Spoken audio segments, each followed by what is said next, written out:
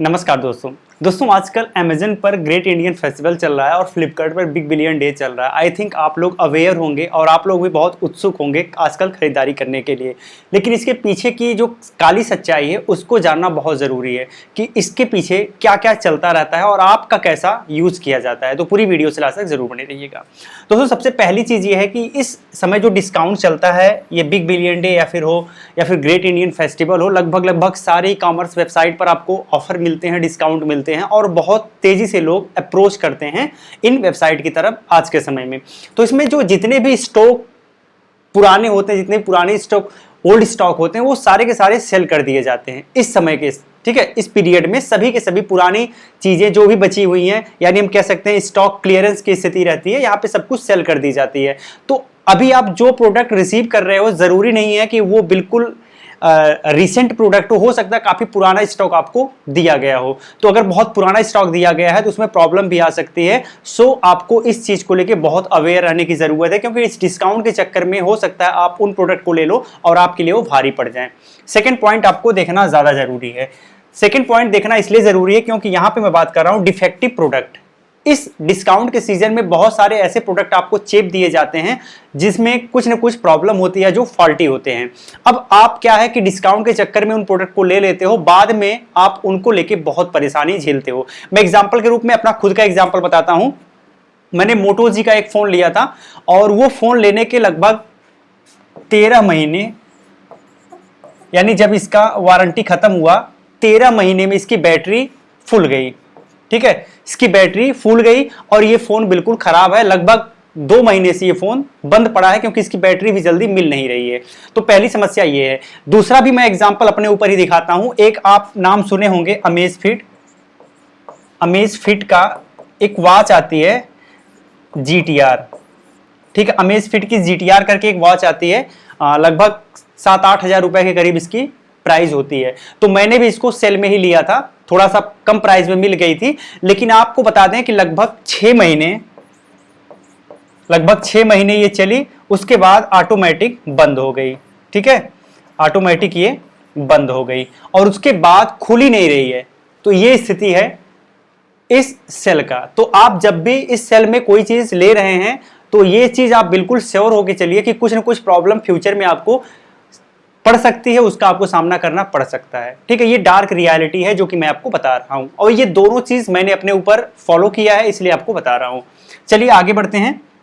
अगला है price manipulation. अब जरूरी नहीं है कि जितना डिस्काउंट आपको दिख रहा है वो एक्चुअल में डिस्काउंट आपको दिया जा रहा हो। इसमें प्राइस मैनिपुलेशन भी किया जाता है। जैसे एग्जाम्पल में मान लीजिए अभी ये सेल है, अभी सेल्स चल रही है और ये सेल के पहले की, ये बिफोर और ये आफ्टर, या फिर ऑन द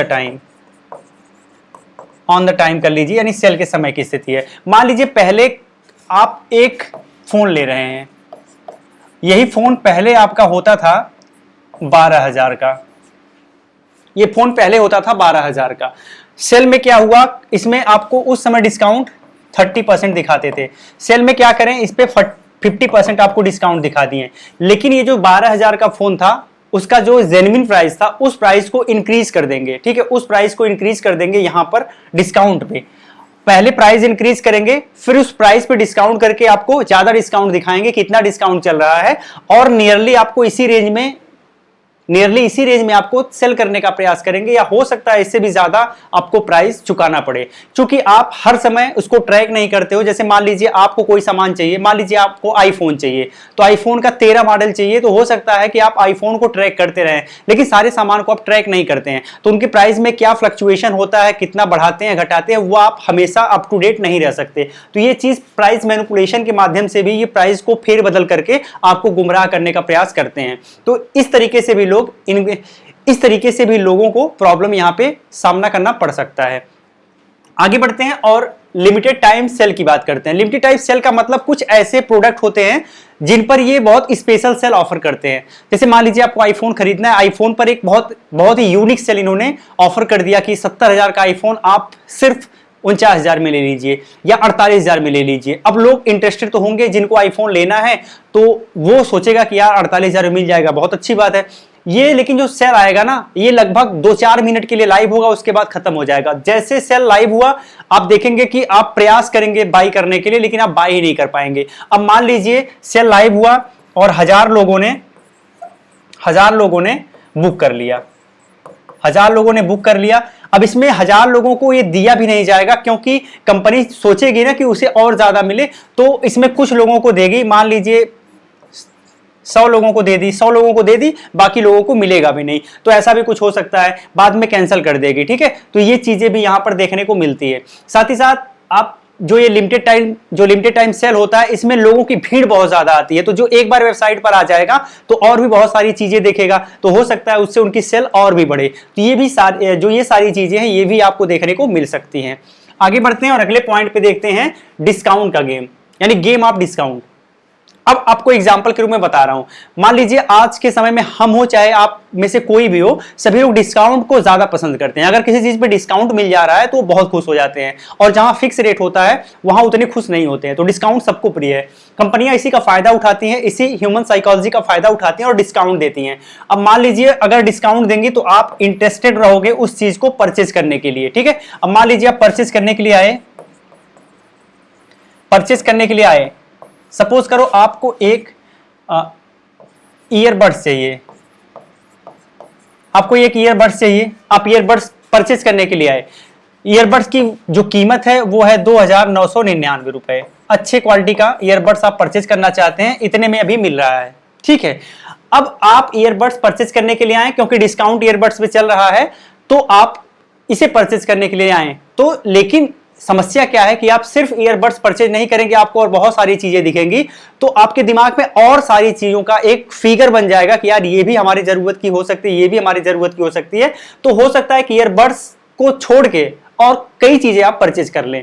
तो ये डिस्काउंट का एक खेल होता है कि ज्यादा से ज्यादा आपको अप्रोच किया जाता है कि और चीजें आप परचेज कर लीजिए। एग्जाम्पल के रूप में बताते हैं, जैसे मान लीजिए आप किसी मार्ट में गए, आप घर से गए, आप ये मान के चलें कि आपको ज्यादा सामान नहीं लेना, बस इतना ही लेना, लेकिन जब मार्ट में जाएंगे तो आप बहुत सारा सामान देखेंगे लगा हुआ, तो वहां पे जाने के बाद आपको और आपकी नीड बढ़ती जाएगी, अरे यार हमें ये भी लेना, हमें ये भी लेना, हमें ये भी लेना, देखते देखते आप काफी ज्यादा सामान खरीद लेंगे। तो ये एक ह्यूमन साइकोलॉजी होती है जिस पर ये लोग काम करते हैं। अगला पॉइंट है बैंक कोलैबोरेशन। बैंक कोलैबोरेशन का मतलब क्या हुआ? आप देखेंगे जब भी डिस्काउंट चलेगा उसमें बहुत सारे ऑफर दिए जाते हैं, जैसे क्रेडिट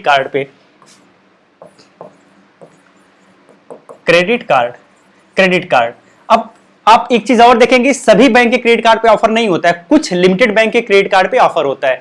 ये क्या होता है, ये कंपनियां जो हैं, ई कॉमर्स कंपनियां पहले बैंक से कांटेक्ट करती हैं और उन बैंक से कोलैब करती हैं, कोलैब करने के बाद इन क्रेडिट कार्ड पे ऑफर देती हैं। अब आप ये सोचो, इन क्रेडिट कार्ड पे मान लीजिए ऑफर है, अब आपके दिमाग में ये आ गया कि यार अगर मेरे पास एसबीआई का कार्ड है, या फिर मेरे पास अगर एचडीएफसी का कार्ड है, या फिर मेरे पास अगर आईसीआईसीआई का कार्ड है, इस पे ऑफर आता रहता है, तो आप न चाहते हुए, आपको नहीं जरूरत है, उसके बाद भी आप क्रेडिट कार्ड बनवाओगे। क्रेडिट कार्ड बनवाने का मतलब ये हुआ, जब आपके पास क्रेडिट कार्ड रहेगा, पैसे नहीं है, जो चीज आपको नहीं चाहिए उस पर भी आप खर्च करोगे। तो क्रेडिट कार्ड रहने से ये सबसे बड़ा नुकसान आपका होने वाला है कि आपका खर्चा बढ़ जाएगा। आप देखेंगे हर महीने आपका जो क्रेडिट कार्ड का बिल है वो बढ़ता जाएगा। तो इस तरीके से कोलैब करके, चूंकि ई कॉमर्स कंपनियों को बैंक वाले पेमेंट करते हैं, इस तरीके से आप लोगों का जेब प्रभावित होता है। ठीक है, तो ये चीज भी आपको ध्यान रखना है कि क्रेडिट कार्ड का जो ये खेल है, जो डिस्काउंट दिया जाता है, वो भी एक प्री प्लान्ड चीज है। आगे बढ़ते हैं और देखते हैं डिस्ट्रॉय रिटेलर्स। अब आप ये सोचो कि हम आप जैसे लोग हैं, अपना मोबाइल पे देखते हैं, स्क्रॉल करते हैं, सामान खरीद लेते हैं, हमें मार्केट जाने की कोई खास जरूरत महसूस होती नहीं है। तो अगर आप मार्केट नहीं जाएंगे तो जो मार्केट में दुकानें, जो ऑफलाइन शॉप्स हैं, धीरे धीरे उनका सेल्स कम होगा, और उनका सेल्स कम होगा तो उन्हें फिर चीजों को मैनेज करना बड़ा मुश्किल हो जाएगा। तो एक समय ऐसा आएगा कि धीरे धीरे वो दुकानें कम होती जाएंगी या फिर बंद होती जाएंगी। तो ये भी बहुत बुरी चीज है, क्योंकि आप देखे होंगे एग्जाम्पल के रूप में जियो। जब जियो आया था, आपको फ्री में डेटा ऑफर किया, लोग खूब यूज किए। जब लोग उसके आदती हो गए तो लगातार डेटा का जो डेटा है उसका प्राइस बढ़ता गया। एक समय ऐसी स्थिति आई कि डेटा की प्राइस उस लेवल पे बढ़ गई कि अंत में लोगों को बीएसएनएल का दामन फिर से थामना पड़ा। तो यही चीजें होती हैं इस मार्केट में भी। अगर आपको एडिक्शन लग जाएगा, अगर आप एडिक्टेड हो जाओगे, आप मार्केट से चीजों को नहीं बाय करोगे, सिर्फ ऑनलाइन प्लेटफॉर्म पे करोगे, तो एक समय के बाद अगर वो महंगी चीजें मिलेंगी तो भी आपको ऑनलाइन ही खरीदना अच्छा लगेगा।